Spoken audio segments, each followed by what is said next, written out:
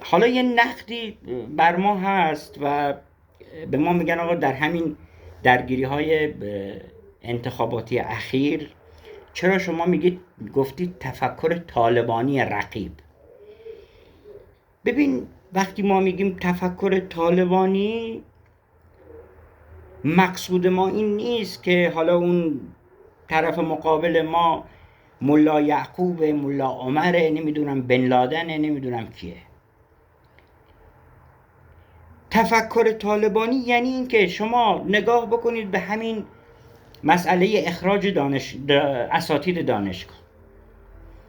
برجسته ترین اساتید، معتبرترین اساتید، ارزشمندترین اساتید که همشون منشأ خیر و برکت و علم بودن از دانشگاه اخراج میشه و مثلا در رشته ادبیات مجوز تدریس به کسی میدن به نام سعید حدادیان، یک مداح که شما شخصیتش رو هم میشناسید. ما نقدی در مورد آقای حدادیان نداریم، ایشون انسان تاثیرگذاری هست در مداحی، یعنی در تخصص خودش. برید بهش پیشرفت بدید، برید در قالب و چارچوب همین بحث مداحی برید بهش جایزه بدید، جایگاه بدید، هیچ ایرادی نداره، کسی اعتراض هم نداره، تخصصش، توانمندم هست. اما دقت بکنید، مراکز فرهنگی آموزشی معتبر ما، اساتید برجسته ما، اینها پیشانی تمدن و فرهنگ این ملتن. همین ادبیات فارسی که آقای حدادیان میره درس میده، توی این مملکت بدیع و زمان فروزانفر درسش داده، ملک شعرای بهار درسش داده، دکتر معین درسش داده، مجتبی مینوی درس داده.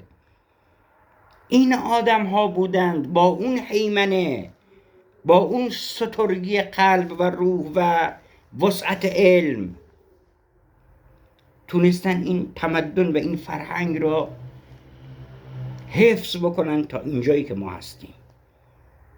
ما حق نداریم با این تفکرها، با این دیدگاه، تمدنی که ازش حفاظت شده خرابش بکنیم. لذا وظیفه ماست این دیدگاه هایی که برخاسته از نوعی تحجر و واپسگرایی و داره مرتب به تمدن ما ضربه میزنه، این از نظر ما تفکر طالبانی است و باید جلوش وایسیم.